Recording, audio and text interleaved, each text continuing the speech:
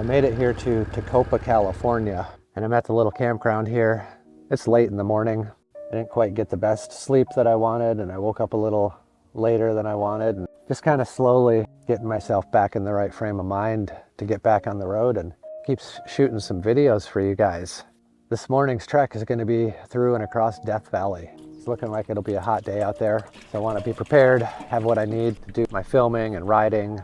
I can't film a drone in Death Valley National Park, of course, that's against the rules, so if I do anything, it'll have to be with the GoPros or the cameras on the tripod, so maybe a little more work in that sense. But as always, do the best we can. With any luck, maybe I'll end up in a cooler, high altitude place to camp this evening. You know, I've said it before that I generally prefer to camp out in the remote wilds, and one of the reasons is I feel like when I get to these little campsite scenes, there's always people with generators or power tools, and it gets pretty hard to do my work, so a little slice of real life. This is a really small town out in the California desert. I always particularly like coming to this little hot springs resort. This one is called Delights, and I like it because there's 4 or 5 different little hot springs that you can soak in. They have little cabanas for rent here. It's $35 to camp, take a shower, get myself all put back together for life on the road. I think the thing that's in order right now is to maybe go sit in the hot spring for a few minutes and soak my bones.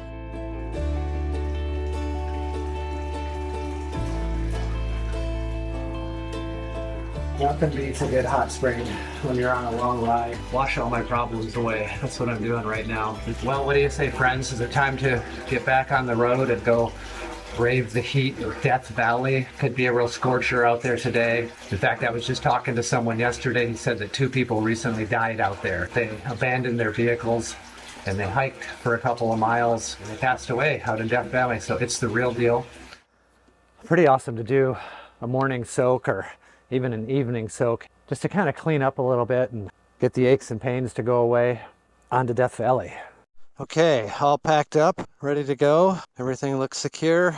It's 10:30 right now, but that's okay. That's one of the things that I really like about a trip like this, riding solo, is that there's no pressure. I can really ride my own ride, take it easy when I want to, or go fast when I want to. And this morning was taking it easy. So the name of this place is Delights. If you come to Tecopa, there are a few different hot spring places here in town with campgrounds and some little RV parks. So if you come through Tecopa and you're looking for this place in particular, there it is.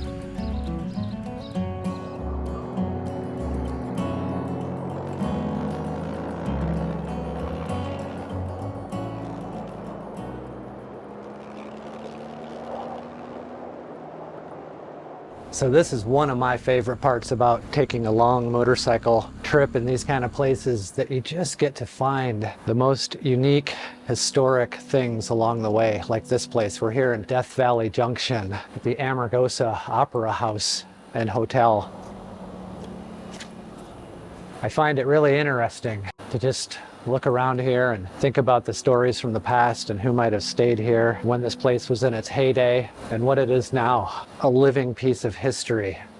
There is just character oozing out of every little bit of peeling paint and crumbling concrete under the shade of this very long porch. It's really beautiful, and I would like to have seen it in its heyday when there was operatic performances happening here and people coming and going. It's quite a piece of history. There's quite a story behind this opera house and the woman who was in the dramatic arts and came here and made it her life's mission to build this opera house way out here in the middle of Death Valley. And it prospered for a number of years until she passed away. And now it's kind of a relic of time gone by. There's this fire hydrant out here. I don't imagine they had any kind of city water. They must have had some kind of reservoir or tank or some source of water, obviously, to have a fire hydrant. And then over here across the street, what looks like something similar to what's in Marfa, Texas, a Prada store out in the middle of nowhere, as if you were down on Fifth Avenue. And it looks like there's something similar happening out here. Kind of interesting. Riding into Death Valley, we're at 1,000 feet of elevation. That's what the sign says up there. So let's go have a look.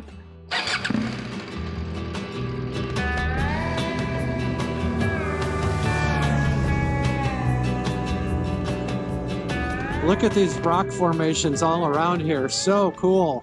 Death Valley can be a photographer's paradise, but you really have to get here when the lighting conditions are right. I would really like to spend some more time in Death Valley, particularly in the spring when the desert wildflowers bloom and the temperatures are cooler. It's like a little oasis here, the inn at Death Valley. Badwater Basin is off to our left here, and that's the lowest elevation inside of the United States. Right now, this sign says elevation sea level, so that's where we're at right now.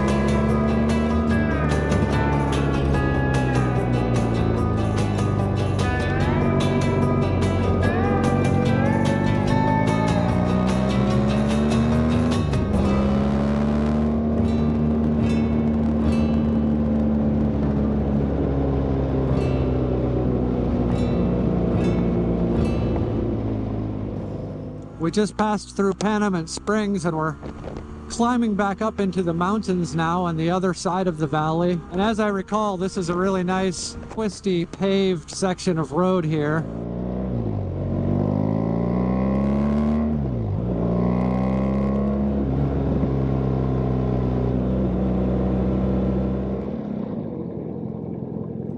Man, how do you like that? What a road, huh? Well, this is Death Valley here, and we're heading back up into the mountains now, picking up some elevation. Looking forward to that. It's going to get a little bit cooler.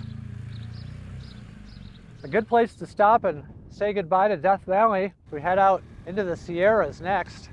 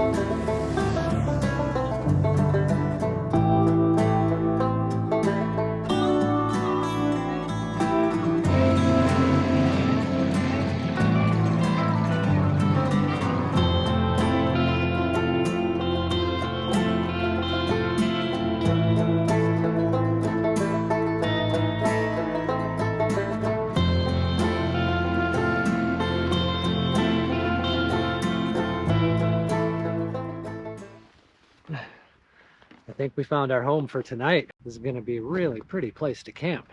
I'm excited. We'll get it set up here in no time. and cook us some dinner. So today was a good day of riding, filming, poking around, seeing some historic sites along the way, and everything more or less went according to plan.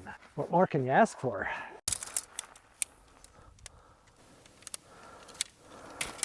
This tent just goes up in a jiffy. I love it. 2 poles, and that is it.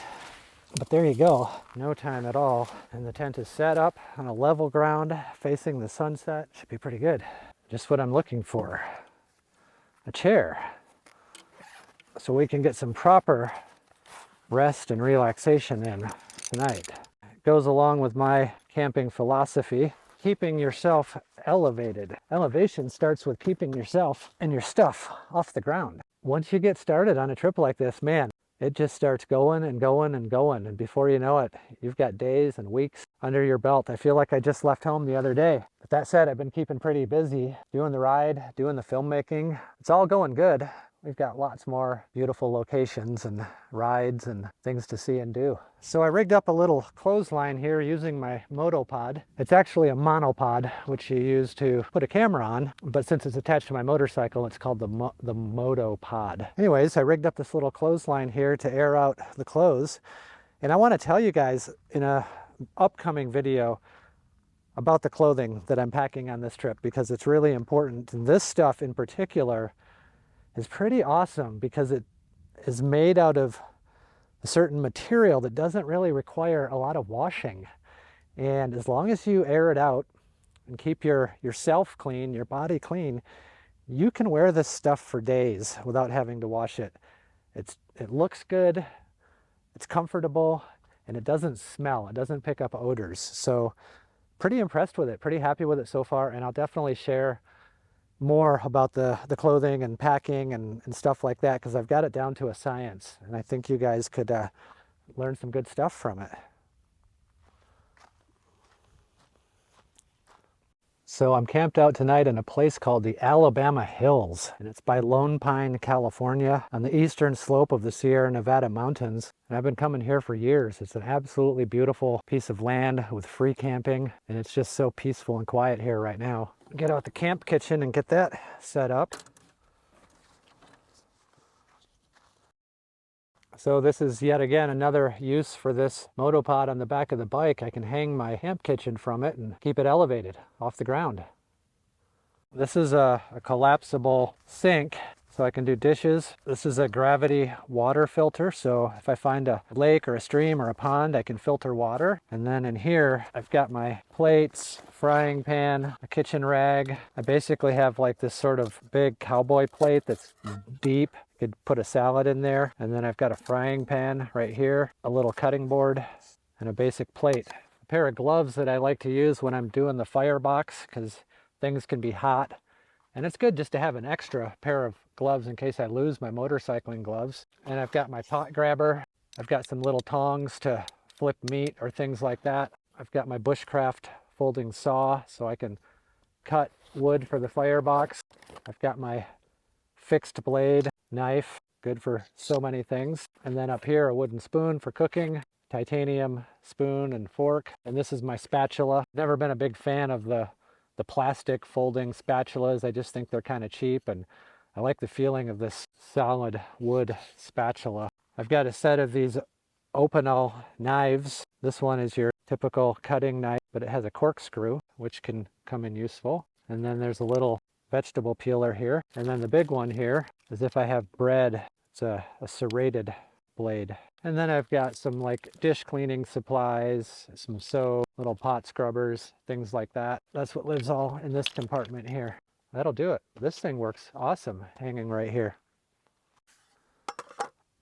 So tonight, the plan is to make a little cucumber and tomato salad with some olive oil and maybe some sriracha salt on it. Tomato here and a cucumber. And then I'll probably cook up some pasta, and I've got some mushrooms and some broccoli to go along with that. I really like eating fresh food at the end of the day. That's what it's all about for me, to get a little bit of freshness, some goodness into my system. And I tell you what, a salad even like this with just some olive oil, salt and pepper, tomato, cucumber, maybe a little spice, that could be a meal in itself.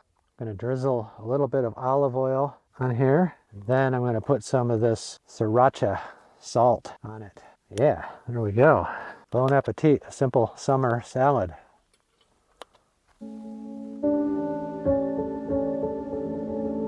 The sun has set beyond the Sierra Mountains over there. It's the last light of the day, and we've got a good spot here. And let's not forget to take a moment and just recognize the beauty that's all around us here. Even though the sun went down in the other direction, these clouds over here are truly beautiful, like a Maxfield Parrish painting. Well, there you go, guys.